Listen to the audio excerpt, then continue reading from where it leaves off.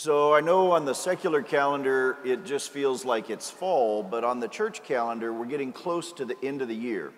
The end of November, we celebrate the feast of Christ the King, which is the end of the liturgical year, and then we start the new liturgical year in Advent. And so our scriptures have started to take a turn towards the end of the year and the end of time, towards the final things.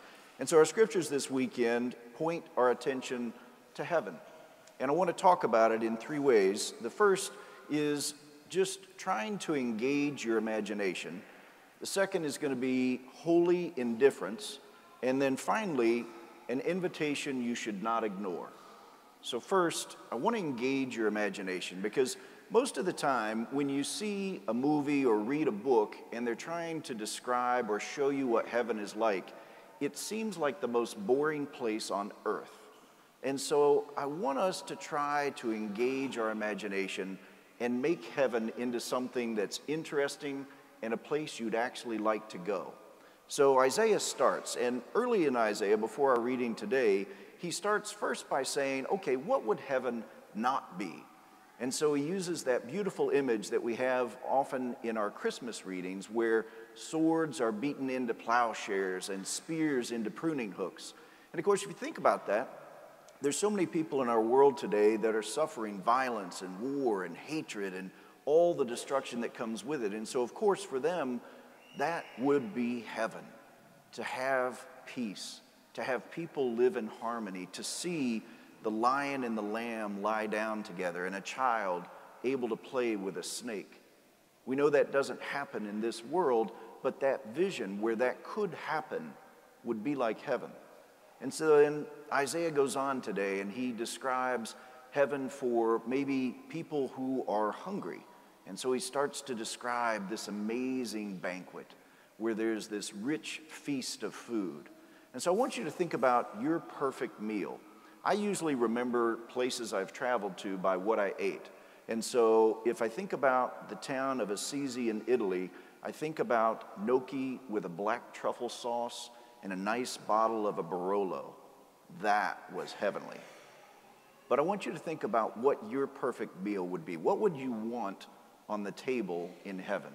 What would you want to eat? And of course, calories don't matter anymore, so you can have anything you want, all the butter you love. But not only think about what you would eat, think about who would be at your table. Who would you like to have at the table with you? Who would you want next to you? And not just people who are currently alive, but think about the people we've lost, the people we love who've gone before us in faith, and being able to gather with those people. And think about the fact that there are no more tears in heaven. That would be heavenly. Now, one of our parishioners, she was a delightful lady, and she lived a full life, but she was dying. Her name was Sarah Petty, and she was just a lovely, lovely person. And towards the end of her life, we had a chance to sit down and talk. And at one point in our conversation, she looked at me and she said, "What is heaven like?" I said, "Well, I haven't actually been, so I'm kind of at a loss for experience, but I can probably help you a little." So I said, "Well, Sarah, what do you love?" She said, "Well, I love flowers and I love babies." I said, "Well, I am certain that there are flowers and babies in heaven." She said, "That'll be nice." If you think about it, God, who created this world for us, gave us everything beautiful. And everything that is beautiful and good and true is really just a reflection of God. And so there's nothing that we could be in love with in this world that would not be present beyond our wildest expectations in heaven. And that's why we need to use our imagination. We need to imagine the things of heaven that will fill us with joy for all eternity, because that's the engine that drives us in this life. That's what helps us to realize why we make the choices we make. And that's what leads us to holy indifference. See, holy indifference is not saying I don't care. Holy indifference is what St. Paul is talking about in the second reading. Holy indifference means that I recognize that my purpose in life is to know, love, and serve God, and to be happy with Him in eternity. And the goods of this world, everything about this world that God has created, is intended for us to use for that purpose. And so the goods of the world that lead me toward that purpose of knowing, loving, and serving God, those things are good, and I should continue to embrace them. To the degree that the things of this world do not serve that purpose, then I should let them go. And holy indifference means that I don't prefer health over illness, or riches over poverty, or being well thought of as opposed to being poorly thought of. I know that sounds crazy because our world is built on all of those things that people desire. But holy indifference says, if it serves the purpose of my life, which is to know, love, and serve God and be happy with Him in eternity, then if illness serves that purpose, then I should not reject it. I know we're celebrating a white mass today, and most of our folks in the healthcare profession built their lives on trying to prevent illness and help people with illness. But we know that these mortal bodies will die. We know that no matter what we do, there will come a time when we will have to say goodbye. And so in this life, we embrace those things that lead us toward our higher purpose. And we're grateful for all of those folks in this life who help care for these bodies, because these bodies matter.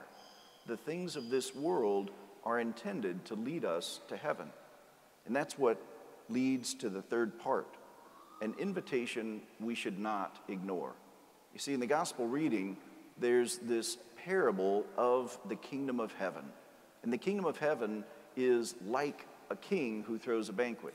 Now, at first, this king seems a little cruel because he sends his soldiers and he destroys a city and burns their houses, and that's kind of scary. But I want you to think about it in a different term. You see, God is not a game maker. God is not trying to trick us out of heaven. God wants us in heaven. He wants all of us there. And His desire is for us to be there, and His invitation is for us to be there. The problem is, we too often think that that's something that happens at the end. But God's invitation for us to share in His kingdom is something for today. You see, there's people in the world today that are actually living in a hell on earth. They're living in a hell on earth because they want to be someone who matters. They want to be connected to others and not feel lonely. They want to have value and purpose in their lives, and yet they're trying to do all of those things without God, and so they continue to fail to find what they desperately want. That's a living hell on earth. And so God doesn't want that for us. He actually wants us to taste on earth a taste of heaven, to know right now that there's a different way to live in the world that orients us toward God. And being oriented towards God actually changes how we live right now. And that's why the invitation from God is not just an invitation to be responded to at the end of our lives, but it's an invitation to respond to today. There's an urgency to that response. And the troubling part of the parable often is the gentleman who shows up without the proper clothing. Now, this is not cruelty. The garment is described as a wedding garment. Think about St. Paul. St. Paul says, as Christians, we should clothe ourselves with kindness, humility, compassion, and love. Another word for love is charity. That our faith, our acceptance of God's invitation, actually is supposed to lead to action in the world. And so that gentleman at the banquet who did not have his wedding garment on was someone who did not live his faith. It wasn't capricious. It wasn't that he was being excluded. It's that faith and works go together. I know this is the Catholic-Protestant divide. It's not that we save ourselves by our works, but our works are an expression of our thanksgiving, an expression of our gratitude for God for the invitation that He has given to us, that we have accepted, and that we live in our lives. And so this weekend I invite you, use your imagination.